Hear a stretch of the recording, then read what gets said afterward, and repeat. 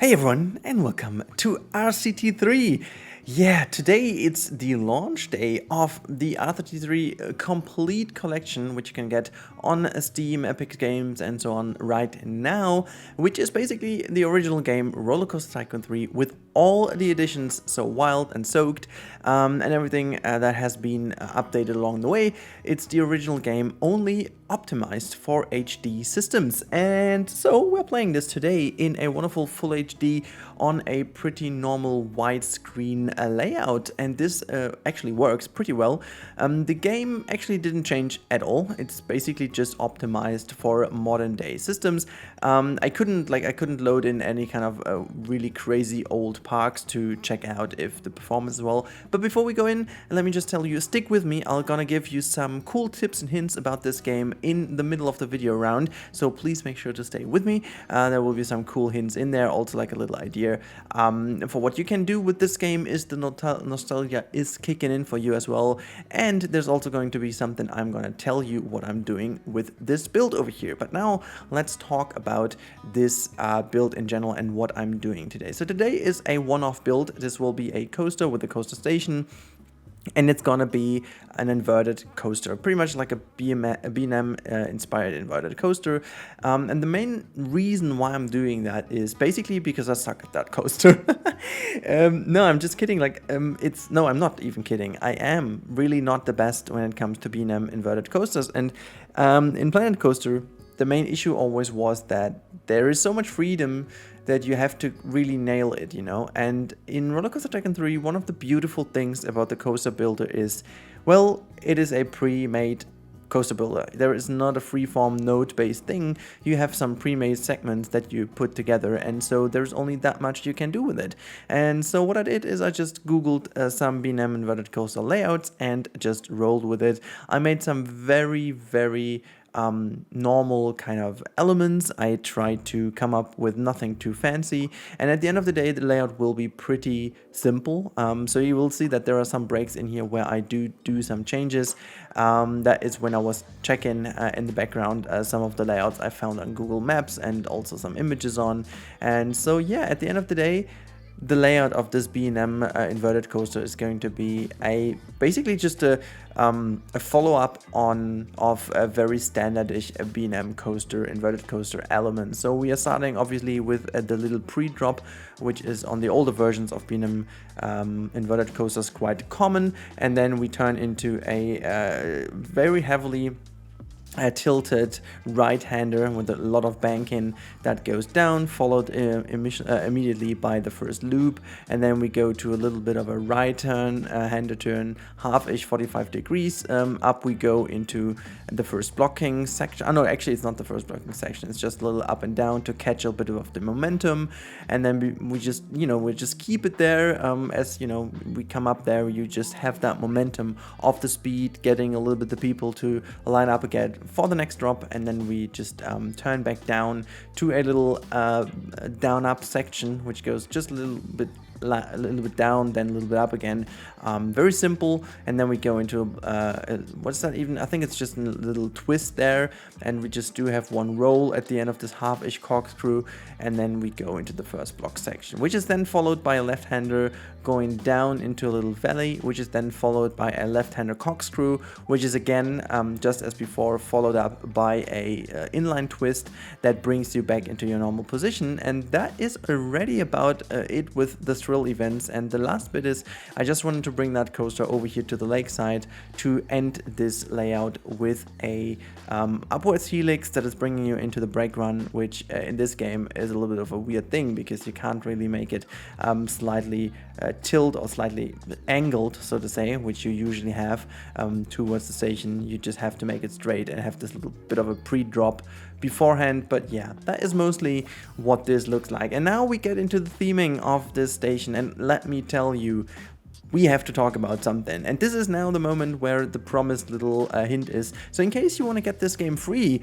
this weekend it is on the Epic Store for free. So you can actually download this version for free, which is pretty cool. And then you can just, just have it because of the nostalgia. And as you can figure in a few seconds actually, and this is one thing I wanted to just let you know, because as you can tell from the video, we had a little bit of early access, and so we could test a few things. And actually, Frontier made it work that all the mods from the Platinum Edition are also working on this game. So you will see me using quite a few mods that you might recognize. I'm even using some of Mike's wonderful old trees that he made for Roller Coaster Tycoon 3. So it's not only the nostalgia kicking in that kind of sense, but also in terms of all the mods and scenery assets that we have that will be used. Here you can see, by the way, a little bit of a sped up on-ride. We will have like a proper on-ride at the end, so don't worry about that one. This over here is though actually quite smooth, simply because it's so much sped up. But yeah, I was kind of happy with how it is rolled and how this worked out. And yeah, you can see now on the left hand side, just look at the scroll bar of this tab. There are like millions of mods, and I gotta say, and this is a little bit of a banter here and a little bit of a rant, but not about the game or the decision that Frontier took to release that again. It's awesome, it's beautiful, it runs, the game is, it only just crashed on me when I was tabbing out too often and using my screen recording software sometimes, but this is just not a problem with the game. The screen recording software often has some issues with games, so that's not the big deal. However, the big deal is, I think actually this is not even against RCT3, it's more praising Planet Coaster now into the sky. You know, this is the perfect example of how demanding and needy you can get when you don't know what you had in the past, and you can't. People or humans tend to believe everything in the past was better, and even I still to this date read a lot of comments on different forums and stuff that they still believe that Roller Coaster Tycoon 3 is the better game over Planet Coaster. And most of the arguments that were put in is like all the custom scenery and all the options we had and blah blah blah. And to a certain degree, the nostalgia also let me believe that this might even be true. But now, let me tell you, after having tackled this game for more than a week now, it really turned out again that I must say, Planet Coaster is such an incredible leap forward. Let alone the undo and redo button, let alone the copy paste options, let alone all the freeform stuff you can do. I mean, it's great that you have all the options in here with the wonderfully created stuff from the community. I mean, it's just, you can't even tell how amazing that is. But it's just like very hard to find the items, and it's just like I have to adapt my workflow so much. In Planet Coaster I just like to kind of explore a theme first to have an idea of what I want to do, and once I have the hang of it, I'm just going from over there, copying some elements, just making sure it kind of works.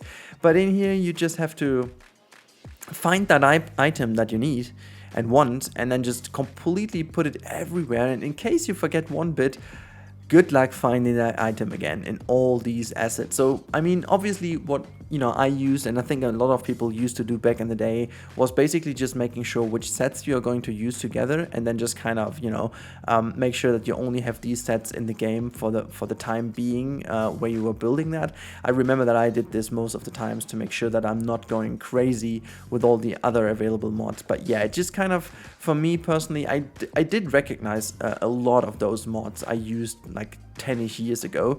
That was not a hard thing to immediately recognize which ones were good and which ones were just average or whatnot. But it kind of made me realize again how much of a stretch it was to build and how much time was put into. So this build over here took me some serious 6 hours in total, like, given searching all the mods, making sure that everything runs, and the station building is like the third iteration I went through, and I'm still by far not happy with it. Like, I am kind of happy with it, as the happy music starts, but it just really is a hard thing to argue that this is, going somewhere. And here you can see there is the big skip over here. I lost some recording, and at a certain point I just needed to, take a day break, and then just next day I went in with a good, good playlist in my ear and tried a few things. And yeah, even though the game seems to be from the workflow pretty easy because everything is stuck to the grid, and placing it down is rather simple, and you can't really mess up that much on the angles and stuff. you can mess up on so many other things. Like, for example, right click to delete. You can't imagine how often I did delete a different piece that I didn't want to delete just simply because I clicked next to it. But all over, I gotta say, it's just so freaking amazing to have this game back and, you know, just have the possibility to just open it and just play the game, you know, just make sure it runs on my system. I can just explore all the nostalgia again. You have all the animals as well. You have all the soaked options. You can build pools. You can build an aquarium. You can build all the kind of coasters that are in the game. You can even download the custom coasters from various mod places if you want. So it's incredible, and I really do love that Frontier re-released that. And also it's gonna be awesome also as a vanilla version on the Switch, obviously. That must be said, this is there as well. And now here's me telling you the little twist on this build. Now there has been an idea in my mind for this particular reason, and I'm going to rebuild the exact same coaster in Planet Coaster next. Like, talking to you right now, recording this voiceover, I haven't started, to be honest, simply because the time wasn't there, but I do try to make it rather short term so that we together will be able to enjoy the difference between those two in a bit, and I will make like a side-by-side comparison and just put them next to each other, just so you give you guys a little bit of a very prominent comparison why Planet Coaster is such a stretch forward. And I really have to say, like, from what my feeling told me after opening Planet Coaster again, right after played Roller Coaster Tycoon through for like I think a week now, it really just gave me that initial feel of, oh my boy, that's like next generation or even the generation after. Really cool stuff. And I think Frontier really has taken Roller Coaster Tycoon through as an inspiration for every single aspect. And, you know, I think the time in between those two games and the aspect of this beloved game, Roller Coaster Tycoon 3, in our minds made us be way more critical than we should have been about Planet Coaster, I guess. That's just my personal opinion. And I guess, you know, as beautiful and great modding is, there is no comparison in what the vanilla game of Planet Coaster delivers in comparison to that one over here. However, we are just going a little bit more to the end of the video. As I was already telling, there is a little bit of a problem with my recording, so we lost a little bit of a recording at the end, so we are already in the finishing touches, even though we are not. So all the foliage stuff and trees and some little detailing is not on the recording, but you will see this in the on-ride a little bit and in some screenshots as well that I'll put you at the end of this video. I really do hope that you guys did appreciate the effort put into this video, because trust me, there was one big effort put into.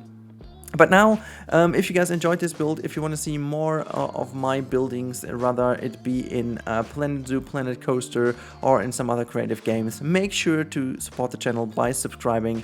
And in case you are subscribed already, remember, if you want to support a bit more, you can do it via the membership, or you can just join the Discord, or just be active in the comments, or just watch the video for very long, because watch time, again, is kind of a thing right now. And, you know, if you just watch it for hours, that's gonna be great. I'm just kidding, by the way. I hope you guys all enjoyed. Make sure to stay safe, have a great day, and make also sure to grab Roller Coaster Tycoon 3. It's free on Epic Games Store this weekend, so make sure to do it. And now enjoy the POV, enjoy some screenshots, and have an awesome time. Goodbye, everyone.